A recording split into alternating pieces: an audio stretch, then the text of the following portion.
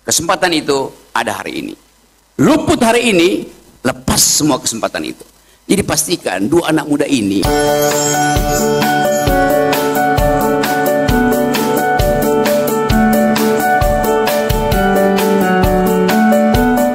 demokrasi akar rumput mahasiswa untuk Jihan dan Jausal misalnya. Oh gitu dah namanya. Oke, saya senang di sini karena ada suasana kejujuran akademis. Dan ini Jihan ini nekat ya. Dia ambil alih semua narasi saya tadi. Narasi memberi kritik. Dan oke, jadi saya pantun apa ya? Oke. Tadi apa pantunnya? Karung apa tadi? Karung. Keladang membawa karung.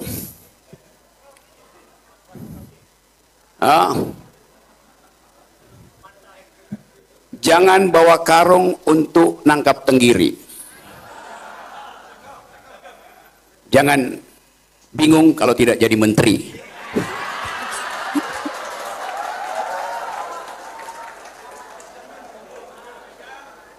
Di Jakarta, bahkan sampai tadi pagi semua orang WA-an soal komposisi kabinet itu. Tapi di sini kita bicara tentang komposisi masa depan itu, yaitu arah generasi. Kita nggak tahu apa arah kabinet, tapi saya tahu ada arah generasi yang diucapkan tadi oleh seorang perempuan umurnya 30 yang seharusnya jadi wakil presiden. Tapi dia bukan anak presiden. Jadi besok masih ada gelombang kedua yang akan dipanggil oleh Presiden Prabowo untuk menduduki portofolio kabinet. Saya ingin Pak Prabowo hari ini dengerin saya. Jihan itu berhak untuk jadi pemimpin. Dudukkan dia di kabinet. Karena nggak ada basa-basi yang diucapkan Jihan tadi. Dia bypass semua kegelisahan masyarakat kita. Apa karena dia muda? Banyak anak muda yang fura-fura faham alias fufu-fafa. Jihan mengerti arah demokrasi padahal dia adalah dokter. Bayangin coba. Tapi dia membuat analisa yang tepat tentang keadaan hari ini, oligarki, hukum yang buruk, korupsi. Dokter membuat analisa politik. Saya memberi kritik terhadap kondisi tubuh bangsa ini. Kata analisa itu sama dengan kata kritik. Artinya membongkar anatomi. Analisis artinya menguraikan anatomi, right? Di dalam ilmu kedokteran, analisis artinya menguraikan anatomi supaya bisa langsung dilihat jaringan mana yang rusak. Di dalam ilmu kedokteran ada istilah apoptosi. Dokter Jihan kasih tahu saya kalau saya salah. Tapi nggak pernah salah saya. Apoptosi itu kondisi sel yang rusak yang akan bunuh diri supaya tidak mengganggu sel yang lain. Betul kan? Jadi Tuhan alam semesta memberi fasilitas pada si sel untuk bunuh diri supaya dia tidak mengganggu sel yang lain yang sehat. Kalau dia gagal bunuh diri, dia lakukan metastasi, mengganggu, lalu jadi sel kanker. Tapi ada seorang pemimpin yang sekarang nggak mau bunuh diri, walaupun dia udah merusak kanker nasional. Namanya Dr. Mulyono. Itu yang terjadi di kita sekarang.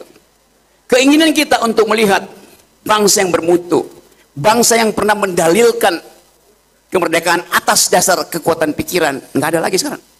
Orang bicara tentang komposisi kabinet. Orang bicara tentang apa yang akan dia peroleh kalau masuk dalam kabinet. Sebagian besar adalah menteri-menteri yang carry over dari kekuasaan yang kemarin. Menteri-menteri Pak Jokowi ada di situ. Banyak orang yang mulai kecewa melihat bahwa ini kabinet besar sekali. Kabinet yang mengalami obesitas. Dan itu memberatkan dokter nanti. Karena obesitas itu adalah the mother of all penyakit, disease. Betul kan? Iya. Gula itu sumber dari segala macam penyakit. Ibu dari segala penyakit. Jadi kelihatannya kita akan hidup dalam 5 tahun ke depan dengan kondisi kabinet yang besar. Artinya apa? Saya mesti bayar pajak lebih banyak untuk gaji mereka. Kalian mesti keluarin pajak lebih banyak untuk menggaji kabinet yang besar. Jadi mereka senang, kita yang susah karena kita mesti bayar. Kan mereka kita bayar. Setiap tambahan 1 pegawai di kementerian, setiap orang harus bayar 2 juta per tahun untuk gaji mereka. Jadi pendapatan Anda akan dipakai untuk bayar kabinet. Tapi kita ingin lihat, kalau kita bayar mahal, mestinya dia menghasilkan kebijakan yang pro pada keadilan, pro pada kemakmuran, anti oligarki, hindari korupsi. Itu yang akan kita tagihkan pada Pak Prabowo. Dari Lampung kita tagih itu. Nah, kemampuan ini yang saya andalkan ada di kepala teman-teman yang ada di sini. Ada berapa nih? Ribuan orang ada di sini. Dan saya akan ada di Lampung untuk ganti KTP supaya saya bisa nyalip dari Lampung karena pemilih saya udah banyak nih. Tapi kita mulai berpikir bahwa ternyata negeri ini tidak kekurangan calon pemimpin. Jihan bicara dengan lancar, dengan kemampuan retorik dan logika yang bagus tuh. Kita nggak lihat hal itu ada pada anak-anak muda di Jakarta yang sekarang anak-anak muda itu kena masalah FOMO, fear of missing out. Ngintil, nggak mau mandiri, takut berbeda pendapat, tidak mampu mengucapkan independensi dia sebagai manusia bahkan. Jadi Lampung punya kesempatan untuk menghasilkan pemimpin. Pastikan jika 2029 masuk di dalam persaingan presiden tuh. Kita mau Lampung ini jadi pelampung bangsa ini. Itu yang sama. Kenapa saya datang ke sini? Jadi kejadian-kejadian yang kita lihat sekarang. Kemarin diucapkan pemenang Nobel bidang economics, ilmu ekonomi. 3 orang, kebetulan pria, yang mulai mempersoalkan fungsi dari institusi di dalam menghasilkan kebijakan yang beradab. Dia dapat Nobel dari Swedish Academy, panitia Nobel, untuk menghormati Alfred Nobel. 3 tokoh ini menghitung apa ongkos sosial, apa ongkos psikologi, apa ongkos ekonomi dari sebuah institusi itu. Persis seperti sekarang. Kabinet itu sebuah institusi dan kita menghitung apakah kabinet yang besar itu bisa efisien. Dari awal pasti tidak efisien karena bengkak kabinetnya. Jadi teman-teman di sini, kita nggak peduli dengan apa yang terjadi di Jakarta, kita peduli dengan apa yang mungkin dihasilkan dari forum semacam ini di Lampung.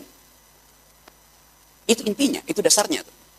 Jadi kita mau lihat perkembangan Lampung ini di dalam konteks perkembangan politik dunia, bukan politik nasional lagi. Pertandingan anak-anak muda di sini yang dijanjikan bonus demografi, tapi dengan pendapatannya makin minim. 5 bulan berturut-turut Indonesia mengalami deflasi.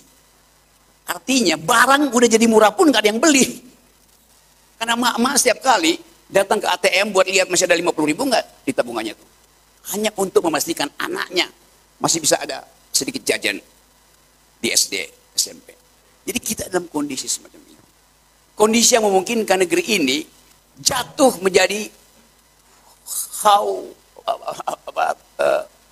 judul bukunya salah seorang pemenang Nobel itu, How the Nation Failed. Jadi bagaimana bangsa itu gagal. Potensi itu ada di kita sekarang. Kita tidak lagi melihat diri kita sebagai bagian dari NKRI harga mati. Karena kita melihat planet ini bisa mati kalau terjadi perang dunia ketiga yang dimulai oleh arogansi Israel. Kita akan melihat planet ini lumpuh kalau IKN itu dipaksa terus untuk dijadikan ibu kota dengan akibat burung, cacing, air, kehilangan hak hidupnya tuh. Jadi kita bicara tentang, do you speak environmental ethics? Do you speak global security? Do you speak human solidarity? Solidaritas kemanusiaan kita itu hilang selama periode 10 tahun terakhir. Kita ingin pulihkan itu dengan mengandalkan anak-anak muda, bukan mengandalkan menteri-menteri tua. Saya mau kasih poin itu. Karena Lampung ada di dalam kondisi yang paling strategis, dekat dengan Jakarta, dekat dengan samudra. Dan potensi untuk diintai, diintip, itu terus semangka itu, bisa ada submarine mondar-mandir di situ untuk mengintai Jakarta lagi apa ya? Lagi apa yang akan terjadi? Kalau kapal selam misalnya, yang dikirim oleh Amerika itu, untuk mencegah supaya Cina tidak ekspansi ke Cina Selatan, dia bermukim kira-kira 20 meter dari di Selat Sunda ini kan tinggal 20 meter. Tapi dia ngintip misalnya apa yang sedang terjadi di Jakarta, ada potensi nggak krisis? Karena sampai sekarang anak-anak muda tidak yakin bahwa Prabowo itu bisa bekerja sama secara psikologis dengan Gibran. Siapa yang yakin coba? Kalaupun ada yang yakin jangan angkat tangan. Nanti Anda kena kamera Intel nanti. Tapi kita tidak angkat tangan terlihat, tapi otak kita mengatakan ada yang palsu di dalam transaksi kekuasaan itu. Saya hanya ingin mengingatkan bahwa kita memilih republik. Republik artinya res publica, res artinya thing, hal-hal yang sifatnya publik harus menghasilkan kesejahteraan bersama. Tadi Jihan betul, mulai mengkritik bahwa kebijakan mungkin sekali akan dikendalikan lagi oleh oligarki. Oligarki itu artinya sedikit. Republik tidak menghendaki yang sedikit. Republik mengatakan bahwa ada common good, kemakmuran bersama, kebahagiaan bersama. Jadi Lampung harus mulai menghidupkan kembali the very ideas of republic. Ini republik, bukan kerajaan. Jadi dari awal sangat mungkin kita melanjutkan ide-ide republik yang dibangun dengan narasi argumentatif. Kita tahu waktu negeri ini didirikan, semua pendiri negeri ini, jangan sebut founding fathers ya, founding parents atau founding person. Sebab pendiri republik ini di dalam debat ada 5-7 perempuan di dalam ruang konstituante berdebat tentang arah negeri itu. Semua buku terbaik pada waktu itu belum ada Google Books, tetapi ada di atas meja mereka. Mereka berdebat dengan konsep. Sekarang kita nggak lihat orang berdebat dengan konsep. Di talk show orang berdebat dengan amarah, kalah argumen, muncul sentimen. Akal kurang, dengkul dipakai. Jadi sebetulnya kita mau hidupkan kembali ide tentang intelektualitas di dalam politik. Bring the intellectual back into politics. Karena politik harus dituntun dengan ide. Demokrasi itu bukan pemerintahan rakyat oleh dan untuk rakyat. Demokrasi adalah the government of reason through the government by the people. Demokrasi adalah pemerintahan akal melalui pemerintahan orang. Jadi tidak boleh orang yang tidak berakal itu disodorkan menjadi wakil presiden misalnya, dan memang benar. Kita ingin tuntun negeri ini dari Lampung supaya kita bisa cari jalan keluar. Kesempatan sangat banyak. Kalau kita pergi ke Eropa, saya ketemu dengan anak-anak muda itu, semua merasa bahwa Indonesia adalah emerging nation, the land of opportunities, but being managed by the opportunist. Indonesia ini adalah negeri yang punya banyak kesempatan, punya banyak opportunities, tetapi dipimpin, dimanage oleh kaum oportunis. Itu problem kita. Jadi kesempatan-kesempatan yang kita bilang sebagai bonus demografi, kita lihat bahwa iya bonus demografi itu, kalau hari ini rahim emak-emak itu diasup dan diasuh dengan nutrisi itu. Tapi kita lihat stunting di negeri ini itu 21-22%, padahal janji kita 15%. Artinya setiap anak yang lahir hari ini, dia akan kekurangan volume otak. Ini baru volume otak tuh, karena nutrisi tidak tiba di otaknya tuh. Jadi bagaimana kita mau bersaing misalnya dengan anak-anak dari Vietnam, Thailand, Bangkok, Singapura, Malaysia, kalau nutrisinya nggak cukup? Intervensi negara harus tiba di rahim perempuan. Saya baca berita seminggu lalu. GDP per kapita, pendapatan per kapita anak muda Malaysia $13.500, mendekati negara maju itu. Sebentar lagi mungkin dalam 2 semester negara maju. Indonesia 4.500, 3 kali lipat. Kalau ada bonus demografi, maka yang akan memakai bonus itu adalah anak-anak muda yang hanya 45 menit penerbangan dari Lampung ke Kuala Lumpur. Mereka yang akan menikmati bonus demografi kalau tersedia lapangan kerja di Indonesia. Anak-anak muda Indonesia nggak mungkin masuk di situ. Karena perjanjian internasional harus bebas lalu lintas tenaga kerja. Makanya akan masuk ke sini ada anak-anak muda Malaysia. Karena mereka terdidik, kemampuan dia mengolah datanya bagus karena nutrinya bagus, IQ-nya di atas kita. Kita IQ-nya tinggal 78. Sedikit di atas simpanse. Tapi kita ingin pastikan bahwa dari Lampung ada 2 anak muda, Mirsa, Jihan, berupaya untuk membujuk kalian supaya ada dalam barisan perubahan, supaya ada dalam barisan untuk menghasilkan kemungkinan. Higher than actuality stands possibility. Di atas yang ada sekarang ada kemungkinan. Nah, kemungkinan itu yang kita sebut sebagai politik harapan. Harapan itu makin pupus karena kita dibius oleh materi, dibius oleh BLT, dibius oleh amplop. Kita ingin Lampung menjadi indikator pertama bahwa Indonesia bisa dihidupkan dengan argumentasi. Anda menang kenapa? Karena kekuatan argumenmu, bukan karena mengguyur sentimen. Anda menang karena kekuatan akalmu, bukan karena kekuatan amplopmu. Amplop itu soal teknis saja buat dia bagi-bagi, kegembiraan, dangdut-dangdutan. Tetapi forum publik itu harus bertengkar di tingkat pikiran itu. Sering saya katakan bahwa kalau Anda berpikir, Anda harus berani menerima kritik. Karena pikiran dirancang untuk dikritik. Kalau pikiranmu tidak dikritik, atau kalau Anda sedang berpikir dan tidak mau dikritik, itu artinya Anda sedang berdoa. Doa nggak boleh diganggu, pikiran harus diganggu. Ganggu pikiran Jihan, ganggu pikiran Mirsa. Saya senang universitas ini mengundang saya, artinya mereka tahu saya akan mengganggu 2 anak muda ini.